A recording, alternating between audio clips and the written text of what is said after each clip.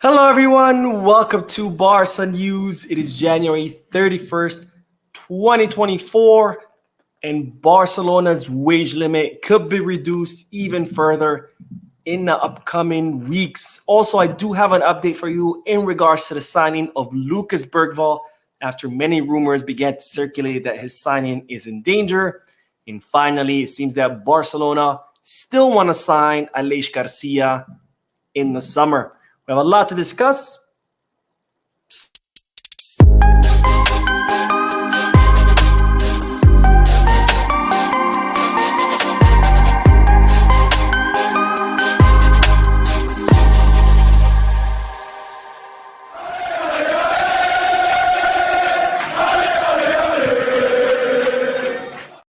Hello, everyone. Welcome to the channel. My name is Mo, and this is Barca News' official podcast, which is on every Mondays and Wednesdays, 7:30 p.m. Eastern Standard Time, where I get to share the news with you, and I also get to interact with you through the chat section, reading you guys' comments out loud, answering any questions, and getting a discussion going. I did do a post-match live analysis today about the Barcelona-Osasuna match as soon as it ended. I also posted a video right after that, a news video. Very busy day, but that's what Barcelona's like.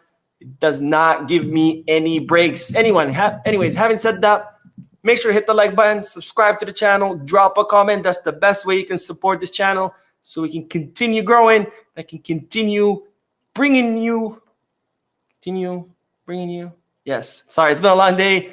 The news every day. Anyways, let's dive right into the news. Lots of news today.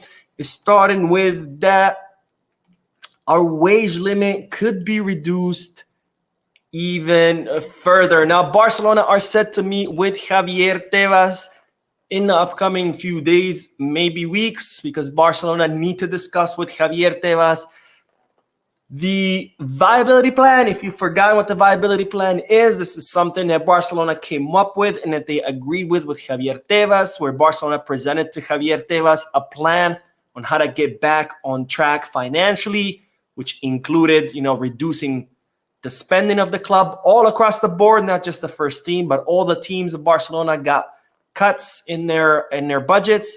Also increasing Barcelona's income through new sponsorship deals, in other streams of revenue. So this is the plan that Barcelona presented to Javier Tebas to get back on track financially. It was accepted by La Liga and Tebas, but of course, this is a contract between the two, and contracts need to be met. So as such, Barcelona is set to meet with Javier Tebas pretty soon in order to discuss the viability plan, in order to go over everything and make sure that Barcelona are still on track to recover financially, and that they are meeting their end of the contract or their end of the viability plan agreement.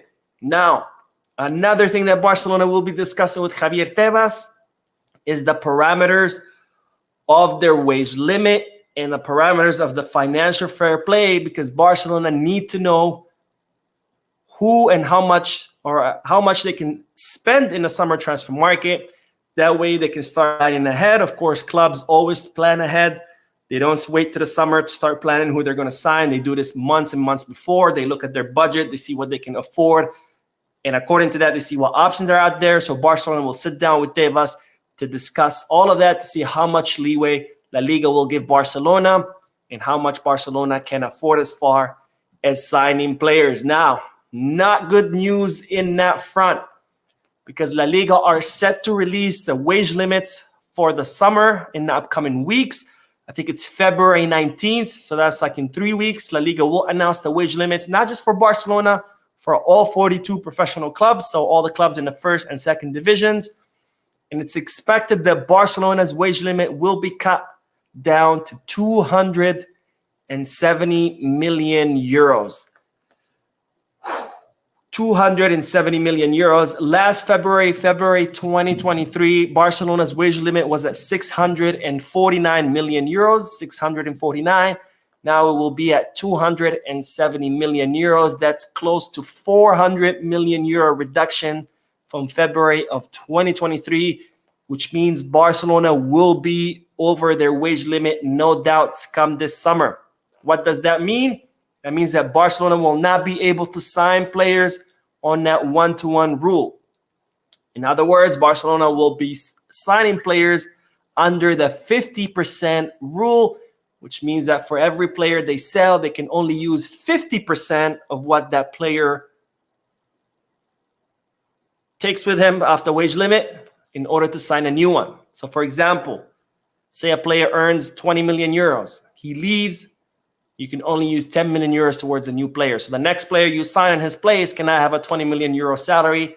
You can only have a 10 million euro salary. So under the 50% rule, unless the player's salary is 5% or more of the total wages of the first team. So in other words, if it's a player who earns a lot, like Lewandowski, like Frankie de Jong, and if they leave, we can use 60% of their salary towards a new player. Anyone else, only 50%. So this goes to all the people who are always saying in the comment section, we should sign Leao, we should sign Mbappe. Get it out of your heads. There's going to be no big signings. That also goes to the people who are always doing the math, putting all this long list of players like, oh, we can sell Rafinha, Frankie, blah, blah, blah, blah. We can generate 200 million euros. It doesn't matter. We will only be able to use half of the salaries of those players if those players leave in order to sign new ones. So not good news. Barcelona are still going to be very limited in the summer transfer market. We'll see what kind of miracles they'll be able to pull off because, after all, we've been under these restrictive rules for quite some time, ever since Laporta became president. And every transfer market, Barcelona somehow finds a way to sign players. But one thing is for sure, get it out of your heads. No big signings this summer. Anyways, let's start with the chat section, and then we'll talk about more news. Especially, well, the next segment will be about the club members who are still upset about what's going on with the clubs. And there could be a censure motion brewing. But let's do the comment section, and then we'll talk about that. My man Klaus says the Spanish Gargamel really don't like us. No, he does not. And my man Arnold says, hi, Mo, I'm glad to watch the live today. I have been missing it due to my work schedule, but today I'm off. So here I am. Thank you, Arnold, for taking time out of precious time out of your day off to watch me. So thank you very much. I really, really appreciate it. Let's see. The Matrix says, is it okay to sign players now or should we wait on the new coach? There's no signings are going to happen in the winter. That is for sure. Barcelona have no margin on their wage limit to sign anyone. We do have some margin because Balde got injured. Since he's going to miss the rest of the season, we can use 70 or 80% of his salary towards a new one, but there's not going to be any new signings. It's January 31st. The market closes tomorrow. There's no way. Plus, nobody's really impressing. There's no really any impressive options out there to sign anyway. Let's see. Lincoln says, hey, haven't heard anything lately about Messinho. You're not going to hear anything. We're not going to make an offer for Messinho until the summer. And regardless, even if we sign him tomorrow, Messinho is 16 years old. He won't arrive in Barcelona until 2025. So just to clarify that, people keep asking me, oh, when is Messinho coming? 2025. He's 16 years old. He cannot leave Brazil till he turns 18. So, yeah. Anyways, Ferdinand says Bergvall must be signed. We should not allow him to slip away. I will talk about Bergvall in a little bit. I'll give you an update. And then the Matrix says, every time we try to sign someone makes me hate Barto more and more. He should not even be able to sit in the stadium. Oh, yeah, I saw that. Well, he wasn't at the Barca Stadium, but he was at the UD Barbastro Stadium, I think, if I'm not mistaken. It was a Copa del Rey match. And there he was, completely shameless, just sitting there, smiling. Insane.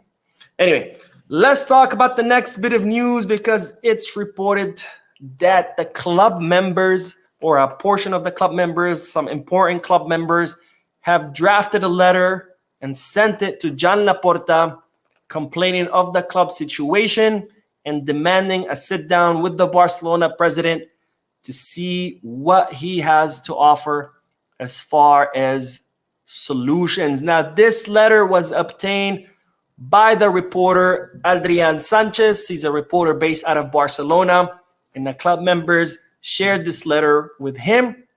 He posted on his Twitter, so I do want to give him credit. This is not something I obtained on my own. This is a letter that the club members sent to Adrian Sanchez, and he posted on his Twitter account. That's where I got it from. But this is a letter where the club members are writing to Joan Laporta complaining about the financial state of the club, because we know that Barcelona is in a financial crisis. Also complaining about the sporting crisis that we're going through right now, and demanding a sit down with Joan Laporta so he can give them a solution, or at least tell them what the plan is to get Barcelona out of the financial and sporting holes that the club is currently in. Also, the club members are complaining about how Joan Laporta is running the club. They believe that there's been a lack of transparency lately, and they believe that the club is not being run professionally, because when Joan Laporta first became president, his CEO left, and ever since he has not replaced the CEO, and instead Joan Laporta's kind of being involved in everything, involved in signings, going to the locker room, involved with the daily trainings, involved in everything. And the club members, the Socis, do not like this. They think it's not professional for Joan Laporta to be running the club all on his own, and they think that there is a lack of transparency. Now, I do have to say this. I've always supported Joan Laporta. I think he's doing a great job getting the club out of the hole that it's currently in, a very, very, very, very deep hole that Bartomeu left us in. But I do agree with the club members about how Joan Laporta has been handling the club lately.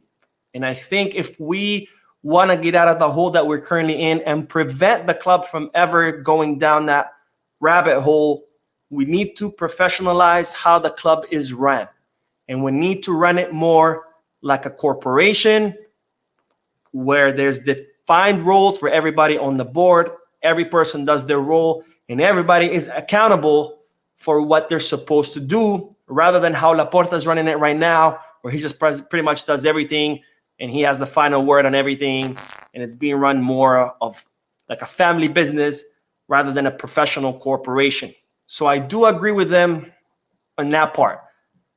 I think we do need a CEO, and I think we need more defined roles within the board of directors, and we also need more transparency. So 100% agree there with those club members, but I still support Joan Laporta nonetheless, but he does need to improve on that front. Now, there is talks, and it's coming from Adrian Sanchez, who's there again in Barcelona, so he has a closer ear to what's going on within the club. And he says that there's currently talks brewing about regarding a censure motion. And I talked about this in a previous video, but pretty much these club members, it's a small group, but a powerful one, they're starting to talk that if they don't see improvements, they don't see financial improvement, they don't see sporting improvement, they don't see more transparency within of how Laporta's running his club, they're not ruling out filing a motion, a censure motion, which is a motion that if it gets enough votes would oust Joan Laporta as the president of FC Barcelona. For now, they're holding back. They're not planning to launch it yet. They want to sit down with Laporta. They want to talk to him. They want to see how things go. But if things do not improve, they're not afraid of launching a censure motion. And that could mean trouble, because that's even more chaos within the club. And that's the last thing we need right now. So we'll see how things go. Anyways, let's get back to the chat section, and then I will talk about Lucas Bergvall, since everybody's been asking me about him all day. And let's do it. Oh, by the way, I do want to say this, because given that we are talking about the club's financial crisis, etc., I've been getting a lot of comments of people saying no great coach would ever come to Barcelona, given what a mess Barcelona is. So I decided I kind of do want to say something about that, is that I think that's false. Because first of all great coaches seek projects like the one we have, a project with lots of young talent, with lots of promise. Sure, it's a mess, but it has a lot of potential. And all great coaches seek projects like this because that's their ticket into the history books. Everybody remembers the coach that took over a team that was a mess and turned it into a winning team. Hardly anyone remembers the coaches that took over a championship winning team that was already winning and continued to win without having to do anything. So I don't think it's true that coaches are not going to want to come to Barcelona because it's a mess. The second point I want to say, this whole myth that nobody is going to want to come to Barcelona because of the crisis, I think it's a total myth and it's a lie. How do I know? We're literally living through that proof. Barcelona is going through a terrible financial crisis. The club was on the verge of bankruptcy. We had to sell assets to sign players. We have to constantly pull miracles in order to register players. We're going through a sporting crisis where we ended up in the Europa League 2 seasons in a row. We've been humiliated in other competitions. And to add to the financial and sporting crises, we're also going through an image crisis with the whole Bartomeu case. Enrique Segreira case. And yet, players are still choosing to come here. Lewandowski told Bayern Munich, I'm done. I only want to go to Barca.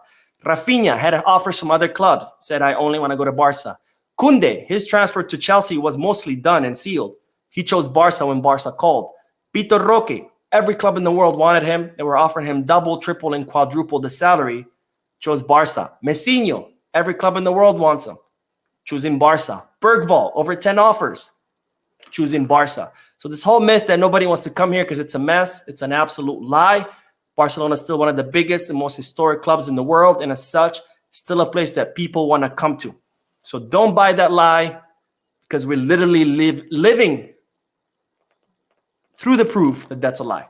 Anyways, that's what I wanted to say. Just wanted to get that out of the way. Ooh, that rhymed. But anyways, let's get to the comment section and see. Boom, boom, boom, boom, boom. Where did we leave off?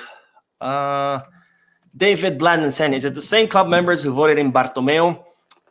It's the same club members who have always complained about Laporta. I don't know if they're the same club members who voted for Bartomeu, because of course votes are confidential, but I wouldn't be surprised. One thing people who are outside of Catalonia or outside of Barcelona don't understand is that there's a lot of politics that play within the club. You know, this is something I explained in Monday's podcast when I talked about why Guardiola left. And I talked about, Barto Rosellistas versus Laportistas. There's a lot of politics that play in Barcelona. Because being how big and powerful Barcelona is, FC Barcelona is, it's a political institution within Catalonia. And just like any political institution, there's a lot of politics that play a hand, which usually is not something that people are aware of, because, when you watch news about FC Barcelona, the news is always about, oh, who's the newest transfer? Who's getting sold? Who's getting bought? Which player got injured? Sport media outlets are not going to really report about the politics that happens within FC Barcelona. But anyways, the Matrix says, exactly, we also need to upgrade La Masia. It is full-time proper gym, diet, fitness instructor, yoga instructors, bodybuilders. You also need it for the A team and the women team. I think La Masia's development is fine. What we're lacking is the first team a lot. And it's ironic because it's Xabi's staff. When Xabi became coach, he said, I want the entire medical staff, physical trainers, all those guys gone, because under Koeman, there was too many injuries. So Xabi brings his own guys, and we're still having a lot of injuries, if not more. So the exclusive mindset says 100% agree. We really need a CEO so that Laporta could focus on the financial situation. Yes, 100% agree. And that's another thing, like you said, you bring this good point, is focus on the financial situation. This is the problem when you want to do everything yourself, is you get spread out thin, and then you spread out over so many things that you're half-assing everything versus focusing on one thing and full-ass that one thing, if that's a saying. But if it's not, it is now. But anyways, all right, let's talk about Lucas Bergvall, because a lot of you have been asking me today. And a lot of rumors have been circulating that supposedly Tottenham Hotspur are looking to swoop in on Lucas Bergvall and sign him. Well, I'm here to ease your minds. Those rumors are just that. I'm sure Tottenham want to sign him, but they are not about to swoop in and take him. Of course, things could change. But as it stands today, January 31st, 2024, the signing of Lucas Bergvall is not at risk. Now, I reported yesterday that Bergvall was spotted in the city of Barcelona with his family and Deco eating at a restaurant. He was there to visit the city of Barcelona. Today, he was set to visit the facilities of Barcelona, the training facilities. And it's reported that after all that, Lucas Bergvall has communicated to the club that he is still very excited and ready to join FC Barcelona. Now, the agreement between Barcelona and Juve Gardens is done. It's complete. Juve Gardens have accepted Barcelona's offer of 7 million euros fixed plus 3 million euros variables. And now the only thing that's to be completed is the agreement between Barcelona and the player himself. Now, it's reported that all the major things of the contract have been agreed to. The only thing are left are the small little details that the parties are still agreeing to, but the player has already given the green light. So the player is ready to sign. The only thing left is the small details, which the attorneys have to iron out. So until those details are done, no official statement will be made, but it's expected that an official statement will be made by FC Barcelona pretty soon as those final details are ironed out. Now, Lucas Bergvall had 10 other offers from other clubs, a lot of them much higher than Barcelona, and he still chose FC Barcelona. Now, it's reported that he hasn't signed the contract yet because he first wanted to see the city. Again, very happy with the city now that he saw it. And the second thing is that he really wanted to speak to Deco about the coaching situation. With Xavi Hernandez announcing his resignation, which I still don't understand why he did it midway through the season. If you already made up your mind and you wanted to leave at the end of the season, then leave at the end of the season. Why throw a wrench into a club that's already going through so much? Why make it worse? But anyways, when that announcement came up, Lucas Bergvall was like, hold on a minute, what's going on? So he wanted to talk to Deco face-to-face about the coaching situation. Apparently, Deco calmed him down, said, don't worry, we're working on bringing in a coach that's going to focus on the young talent, because as I reported in the video earlier today and a few days before, the board of directors want to make it very, very clear to whoever comes and takes Xavi's job that the basis of the project will be the young talent, that this is not going to be a project where the club is going to make, 80, 90 million euro signings. No, whoever comes are going to know from day one that they have to work with the young talent that we have, whether it's the young talent that's already on the first team, like Fermin, Lamine, whether it's the young talent in La Masia, like Guiu, Hector Fort, Kouarsi, or whether it's the young talent that Barcelona has signed, like Faye, like Brahim Diarra, etc. So any coach that comes will have to work with a young talent. Deco made that very clear to Lucas Bergvall, and it seems that calmed Bergvall's concerns. So for now, it's not at risk. They're ironing the final details, but of course, things can always change, so I'm not going to say it's 100% sure. You can think it's 100% sure, and the next day things change. But as of today, everything's fine. Okay. Let's get back to the chat section and talk about... next we're going to talk about Aleix Garcia, which Barcelona still want. And I'll tell you the formula that they're looking for to sign him. I feel like one of those movie announcements. Okay, let's see. Leo says, who would be better than Laporta as president? Also, a lot of dedication and videos, literally staying up to watch from the UK. Wow, thank you for watching all the way from the UK. I know it's pretty late there.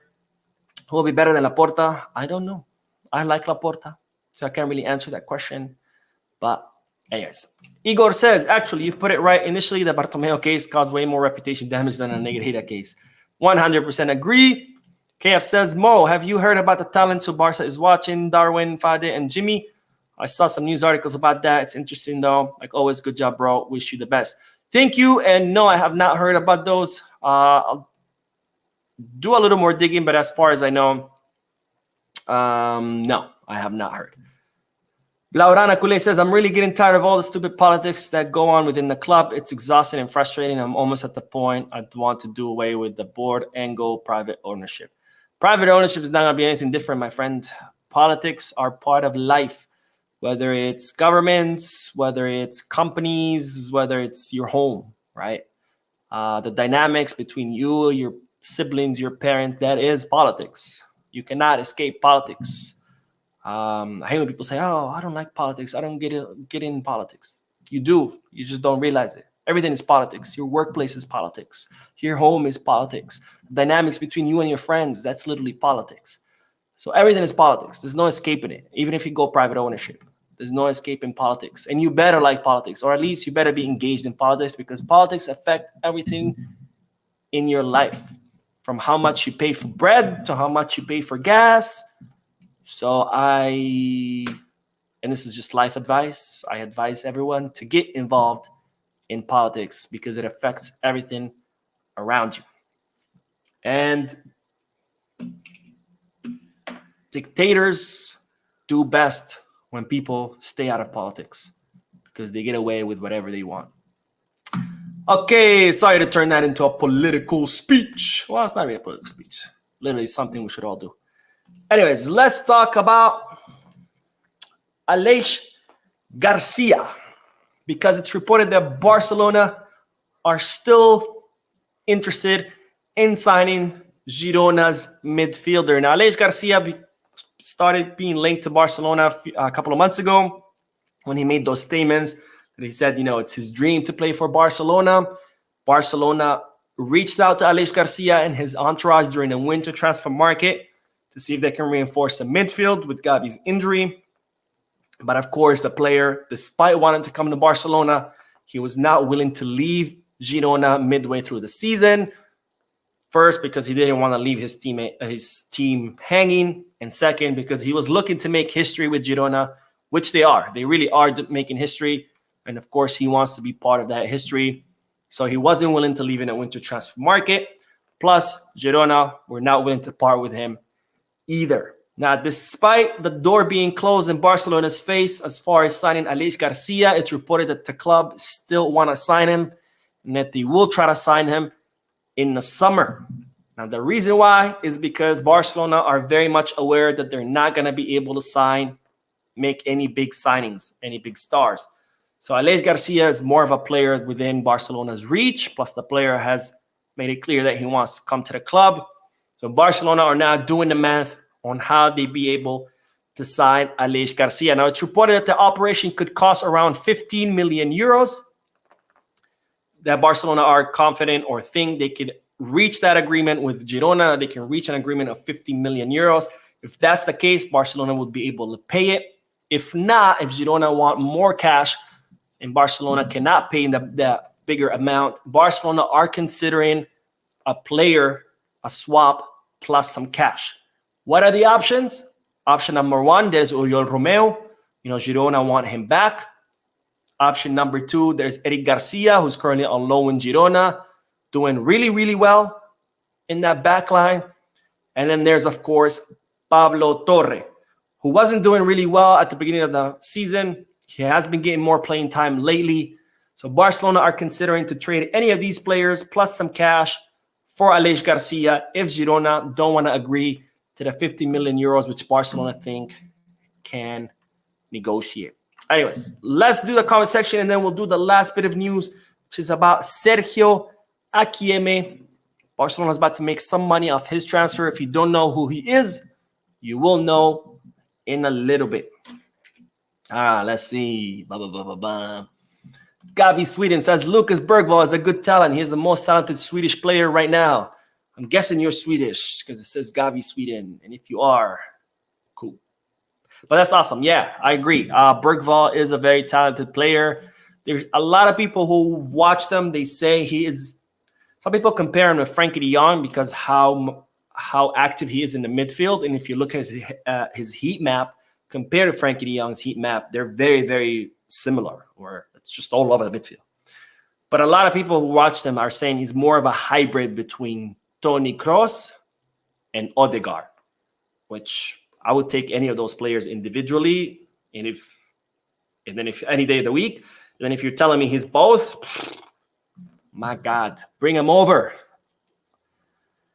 Klaus says, almost 1 a.m., my brother, but it's worth it. Thank you, Klaus. Klaus is an OG of the channel. He's always there watching every live stream and watching every video. He is the best.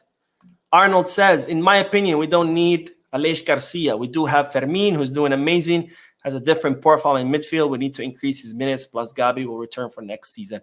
Agree. I don't think we would need him, but Barcelona are looking for more of that attacking midfielder, someone who has more, creativity. But I do agree. I think if Fermin gets more minutes, he could be that attacking midfielder. We've seen his diagonal passes. We've seen how he attacks the empty space. Like, Fermin has a lot of potential, but he obviously needs more minutes. Otherwise, he's never going to adapt to the first division. Igor says, what is release clause for Garcia? Finally, I keep hearing different amounts. I keep hearing different amounts too. They're saying it's maybe somewhere around 20 mil. That's the last figure I heard. Girona are very, very secretive about their release clauses. I get it. I understand why. Because if they do end up winning La Liga, you best believe that next season all the vultures are going to come and just going to pick that team apart. Just like happened with Leicester City or with any small team that wins the championship next following season, all the big teams come and they just pick them apart. So I think that's why Girona are very secretive about the release clauses. So yeah, I don't know the number. Let's see. The Matrix says he ain't worth 50 mil. We can go over to French League and get 2 players better than him. It's not 50. It's 15. 1-5. No. There's no way Barcelona can spend 50 on anyone. It's 15. 1-5. Okay. Let's do the last bit of news and then we'll do more comments. But let's talk about Sergio Akieme. If you don't know who he is, he's a 26-year-old left back that Barcelona signed back in 2019 for 300,000 euros. They signed him from Rayo Vallecano, if I'm not mistaken. 300,000 euros. And then 2 seasons later, in 2021, Barcelona permanently transferred him to Almeria for 3.5 million euros. So good operation. We made about 3.2 million euros, bought him for 300K, sold him from 3.5. So good operation. Now you might wonder, why am I bringing this guy up? Well, it looks like Barcelona could be making even more money off this guy because when they transferred him to Almeria, Barcelona put a clause in his contract that allowed them to keep 12% of any future sale. Now, Stade de Reims, that's my failed attempt at French, in La Ligue 1, are currently finalizing the transfer of Sergio Akieme. They're signing him from Almeria for 10 million euros. And if this transfer goes through, which is expected to go through, then Barcelona would make 12% of that, which is 1.2 million euros. You might think that's not a lot of money, but given the club's finances, any euro counts, and 1.2 million euros of nothing because, we already transferred him. He's not our property.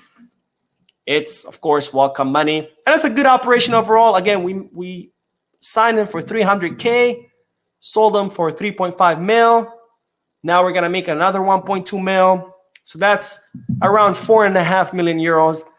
Pure profit of this guy who I'd even forgotten that Barcelona had signed him until I saw the news today. Anyways, that's all of the news. And now let's go and do the comments. Let's see. Blaurana Kule says, Mo, I appreciate the positive speech. I just feel there's a big difference between positive politics and their effect and negative politics that don't do anyone good. Yeah, but unfortunately, everything in life, there's good, there's bad, and there's the ugly. Gio says, I think a midfielder like Fermin is great, but the reason we need a midfielder to replace Gavi is because Gavi was very strong defensively, could even mark a certain player for a full game. True. But Gavi will be back by the summer, which is when Barcelona are hoping to sign Aleix Garcia. Let's see. KF says, I wish we could act like we did in the past on transfer, finding diamonds that isn't a star yet, like Yaya, Marquez, and so on. We are. We didn't do it during Bartomeu's era because he just liked to blow Barcelona's money on big signings, on big failed signings. But we are now. And look at all the signings that Barcelona have done so far. Mika Faye, nobody even knew who Mika Faye is until Barcelona signed him. Now it turns out he's a big, big diamond in the rough. Noah Darvic, another one. Lucas Bergvall, which we're about to close. Deco's been doing a good job. Oh, Brahim Diarra, that was seen today at the stadium. Barcelona's been doing a really good job in signing young talent that still not big stars. And that's going to be the situation for many seasons to come because Barcelona are in no financial position to make big signings. So from now on, that's what we're going to be looking for. Young gems, young players with lots of promise that we can sign for very little and then turn them into stars because we can't afford to buy already made stars. We have to make them ourselves. Let's see. Ferdinand says Romeo and Eddie can be swapped for Aleix Garcia, but not Pablo Torre. He's underrated and it's ridiculous unless we're joking about building young talent. I've been very disappointed with Pablo Torre. I was very excited when Barcelona signed him. He showed a lot of promise, but then he wasted his time at Barcelona. He spent more times at the club than at the training field. And we've seen what happens once players are already not, what's it called? I don't know why I'm blanking on the word. When players are not, anyways, focused. Let's just say focused. I can't think of the word. Ricky Puig is the greatest example. Loads and loads of talent, completely wasted it because he spent more time clubbing than he did on the training field. And now he's in the MLS. Total waste of a career. Pablo Torre was doing the same thing in Barca. That's why Barca loaned him. Said, hey, let's see. Maybe he can focus in Girona. We'll see if he comes back and focuses. But I wouldn't say that it'd be ridiculous to sell him because all the talent in the world does not mean anything without discipline. That's the word I was looking for, discipline. Because this is modern day football, and modern day football requires a lot, and skill alone is not enough anymore.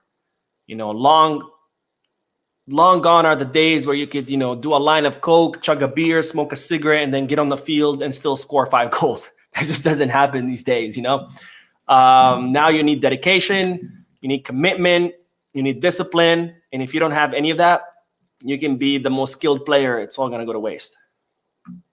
All right. Arnold says, Mo, I want to thank you for the hard and amazing work you're doing on keeping us updated regarding our beloved club, FC Barcelona, both on news or fake news rectification. So thank you. No, thank you, my friend. Thank you for watching.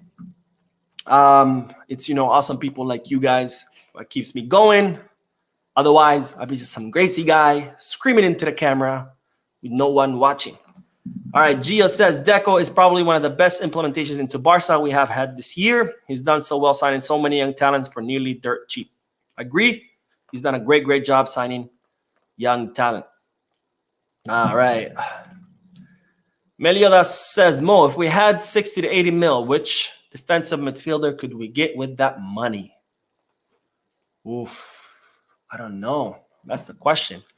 There aren't many Barcelona-like profile for defensive midfielders out there. The closest is maybe Rodri, but I don't know if we could sign Rodri for 60 to 80 mil. I mean, Rodri is like a cornerstone of Manchester City's project. And for Manchester City to part ways with him, they would want a lot of money. But, I mean, Rodri would be my choice, assuming 60, 80 mil would be. Let's see, one more. Klaus says, no more Maradona days. No, those days are gone. Gia says, Gavi is so important to the team, especially right now with the locker room problems. Whenever he was on the pitch, his actions always would quicken the passing speed of the team, 100%. And plus, it would motivate the players because, I mean, they would see this 18-year-old kid playing his heart out. Meanwhile, these so-called veterans are just walking. So I think that would also motivate him because, I would feel bad if I'm like supposedly the big star, the veteran, the guy with the experience, and I'm seeing a little kid running circles around me. I'm going to want to run too. That's pretty embarrassing, But that's that. Let me say one more thing, by the way, because I've been seeing this a lot lately. Ever since I started criticizing Xavi, a lot of angry people have come out of the woodwork and just been going off in the comment section, right? Insulting everybody and anyone who disagrees with them. And to that I say, and this is more of life advice, if you disagree with someone, just say so. Just say, hey, I disagree with you. This is why. When you resort to insults, you're only making yourself looking bad. Because number one, you're telling me you don't have the maturity, mental maturity, to handle opposing views and different opinions. And that's a skill you should have, because in life you will come across different views and different opinions. And it's going to happen everywhere. It's going to happen at home with your family. It's going to happen at work with your coworkers and bosses. It's going to happen in the street with your friends and strangers. So that's a skill you need to learn, because you have to know how to navigate different opinions and different views. Number two, when you resort to insults, all you're really doing is proving the other person's point, because you're saying that you don't know how to defend your position or oppose the other position, so you have to resort to insults, right? I don't like what you have to say, I don't agree with it, but I don't know how to refute it, therefore I'm just gonna insult you. So do yourself a favor, and if you want to disagree with someone, just tell them why. There's no need for insults. I think we've built an amazing YouTube community here with a lot of amazing people, and I would hate for that to be spoiled just by a few people who simply cannot express their counter arguments, so they have to resort to insults. Now, if you're trying to direct those insults at me because you think I'm going to be angry or you're going to get a reaction out of me, it's not going to work. I deal with difficult people all day. I'm an attorney. Difficult people I deal with all day, every day, whether it's opposing counsel, clients who are mad, opposing counsel's clients, a judge who's having a bad day, you name it. So if you think your insults are going to bother me, they're not. They're going to slide right off. I couldn't care less. So please, people, let's keep it civil. Let's argue all you want, but keep it civil in the comment section. You know, at the end of the day, I love hearing from you guys. This is why I always say in the video, you know, leave a comment. This is why I started the podcast, so I can talk to you guys. But let's keep it civil. Let's not, you know, don't make yourself look bad. That's all I have to say, because that's what you're doing when you insult others. Okay. Let's see a few more comments, and then we'll end it.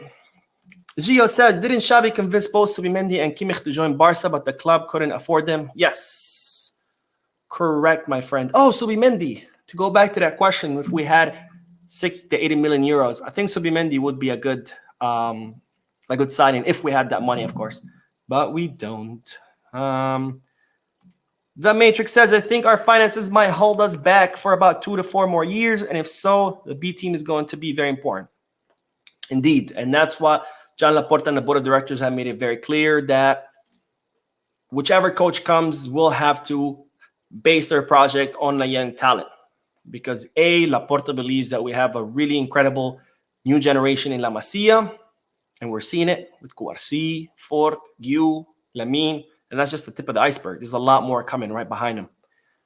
And not only that, but because of the finances of the club.